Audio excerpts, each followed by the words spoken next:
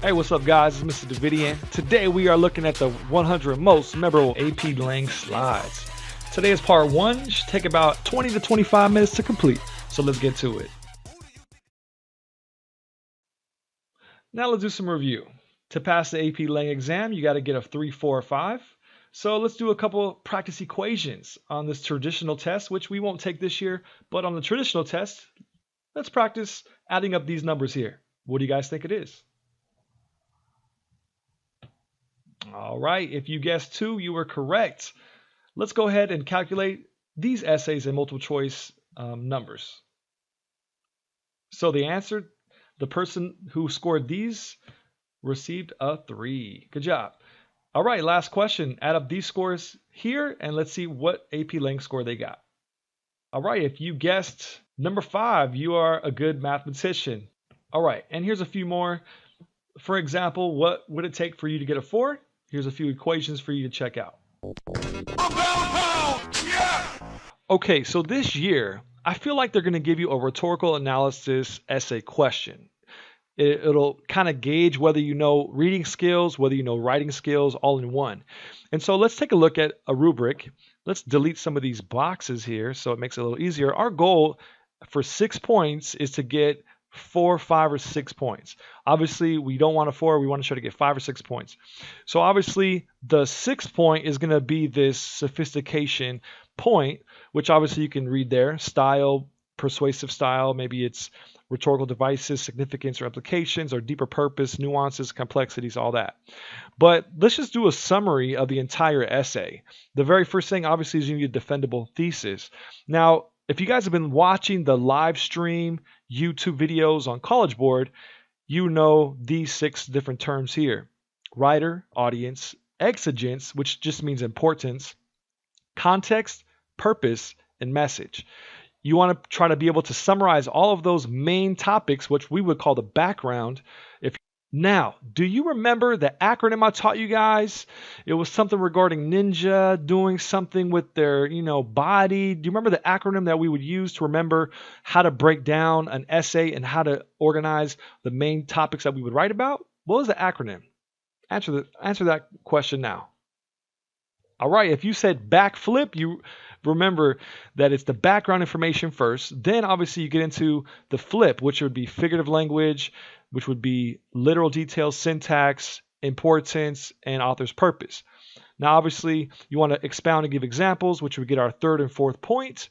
But one of the ways that you can get a 3rd or 4th point is also by referring back to the background, referring back to the writer, the audience, the exigence, the context, the purpose, and the message.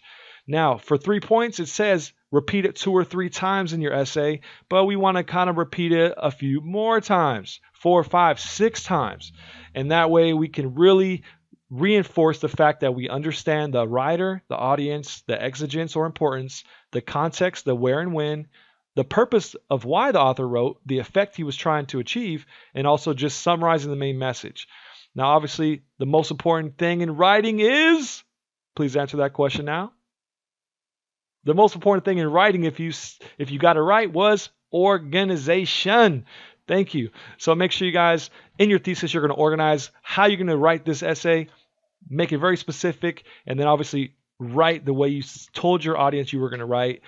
Try to mention a bunch of main complex points. And last but not least, to get that sophistication point, we've already talked about it, just use your own persuasive style. You're Martin Luther King. Use that imagery, adjectives, maybe write about some deeper concepts regarding the rhetorical situation, but also use your own complex style as well. If you can get into some deeper meanings in the text, you should be able to get the sophistication point. And if you want to review a few more tips on how to write a rhetorical analysis or a synthesis essay, you can take a look at these handouts here, which we printed in gold.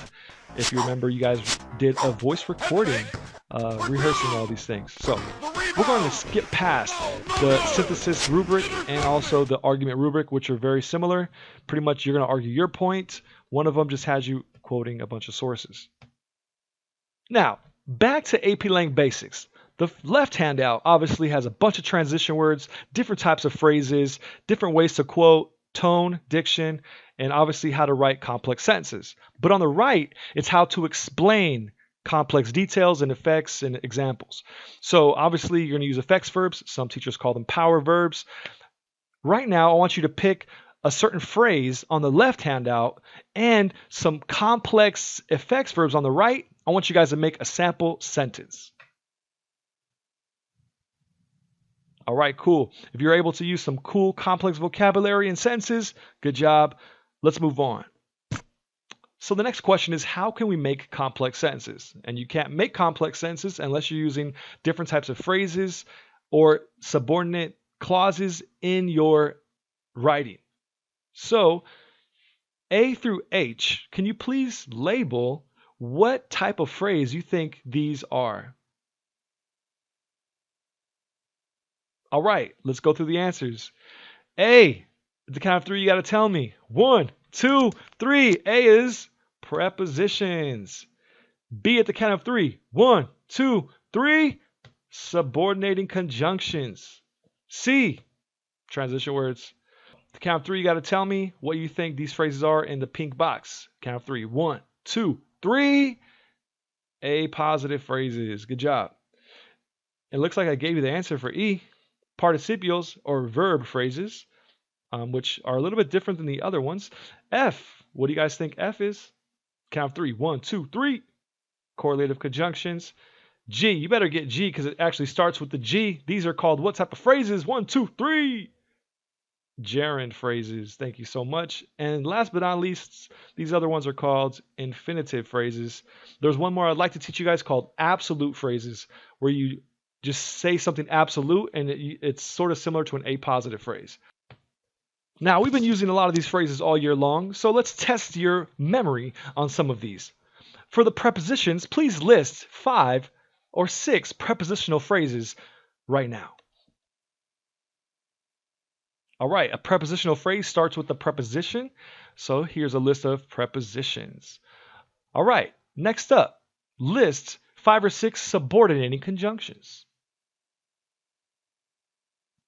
All right, let's see if you guys got some of these. Such as although, as, because, before, besides, even though, if, once, since, unless, barring, excluding, though, even though, until, when, and while. These are all clauses or conditions. Sometimes when your mom tells you, you better clean your room, you can't go unless you clean your room. So she could say, unless you clean your room, unless you do your chores, until you wash your face, until you take a bath and brush your teeth. Okay, never mind. You guys know where I'm going.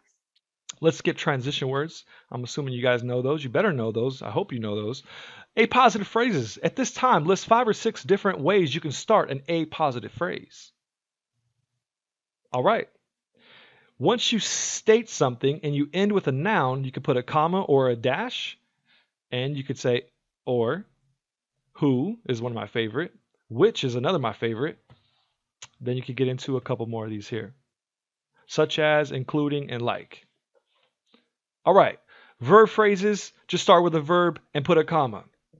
All right, for participials or verb phrases, I'll give you an example. Pretty much you just give a prepositional phrase, but it's a verb phrase. So if the dog is eating the bone, then obviously you're gonna say something like sleeping until noon, comma, the dog woke up and ate the bone.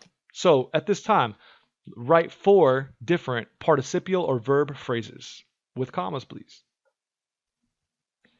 Now, 2. I want you to write down 2 different correlative conjunctions, and one of them starts with the word not, one of my favorite. A correlative conjunction means you're going to give 2 different sides, which is why the word correlative has the word or in it. So you're either going to do or this or that. So that means not only this, but I'm also going to do that. Both blank and blank, neither or either or whether or the other 3. All right, gerund phrases. Can you please write down in the box to your right, what is a gerund phrase again? All right, if you guys said a gerund phrase was starting a subject with an ing word, then you were correct. Which means that your subject is now it's a verb that is now a noun. It's a verb that is now a subject. It's now a topic. So fighting, smoking, killing, it's going to be followed by a linking verb and then obviously an adjective or something like that. The last question I'm going to ask is, if you know the rule about starting sentences with prepositions and subordinating conjunctions, What is the rule? Yes, use a comma. Thank you so much. You congratulated. All right, let's move on. All right, do you know more synonyms for these words? Give me some synonyms for in other words. Example, cause and effect. Basically, in brief, in essence, in other words, in short, namely, simply put, specifically. For example, and for instance, and for one such, in fact, specifically, in another example, one way or one illustration, in line, consequently would be one as a result, because of, for this reason, of course, since, subsequently, therefore, and this is why. So how can we make complex sentences? Obviously, here's another example you guys are very familiar with. But if you're new to this channel, you're new to this video, this is how it works. The dog would be the subject, ate would be the predicate or the verb, and last but not least, you need an object. In this case, we're going to say the bone. The dog ate the bone. Very simple. Here we go. Now, how can we make this complex? Well, you can add a prepositional phrase in. Before chewing up my slippers, comma, the dog ate the bone. Then obviously you can add an adjective in there like the big hairy dog. Who lives next door would be an A-positive phrase. You're getting extra information about the dog. Where does he live? What does he do? How old is he? What kind of dog is he? All that cool stuff. The dog, a German shepherd who lives next door, quickly ate the greasy bone in my Corvette because he was hungry. And now we can use a semicolon. He left a huge mess afterward. Something I hate to clean up. So anyway, we can make a complex sentence. These are just a few examples.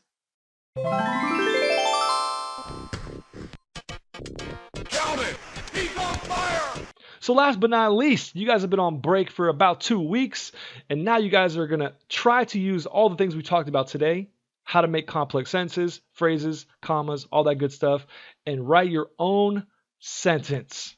Yes, you get to write one sentence for this little end activity. However, this one sentence needs to be over 120 words long. Now there's a few tricks to make your sentence long. Obviously, do not start with your subject. Do not say I. Do not say my break. No, you're not going to say any of that. You're going to start with a time or a place. Maybe start with a subordinate clause. Even though I wish I could do 25 things, comma, such as, and you could throw an A-positive in there, comma, make sure you start your sentence with a few different complex phrases before you get to your actual subject.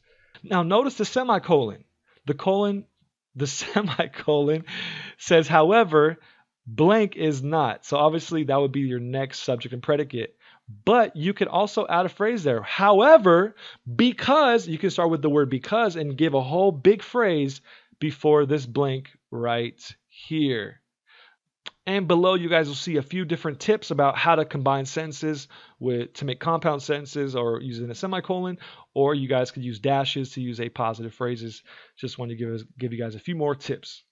All right, but I'm gonna let you guys determine what you need to do. This is your last activity. Good luck. All right, if you were able to write 120 words, congratulations. I'm proud of you guys for kicking butt today and practicing some AP Lang skills. He's on fire! Thank you guys so much for playing today's game. Have a great day. Hope to see you guys back soon. Make sure you tune in to part 2 of our AP Lang series, which is called Argumentation. Have a great day. God bless.